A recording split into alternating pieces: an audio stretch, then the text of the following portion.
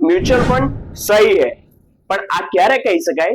જ્યારે તમારા mutual ફંડનું investment long term અને રેગ્યુલર હોય ત્યારે.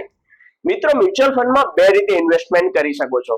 એક છે એસઆઈપી, જેને સિસ્ટમેટિક ઇન્વેસ્ટમેન્ટ પ્લાન કહીએ છીએ, અને બીજું છે લમસમ, જેને ફિક્સ કે વન ટાઈમ માટેનું ઇન્વેસ્ટમેન્ટ કહીએ છીએ. મિત્રો, માર્કેટમાં ઘણા સારા ફંડ છે જેની તમે હિસ્ટ્રી જોશો તો સારું રિટર્ન આપેલું છે, પણ આ રિટર્ન જે વ્યક્તિએ લોંગ ટર્મ અને રેગ્યુલર ઇન્વેસ્ટમેન્ટ કર્યું તેને મળ્યું છે.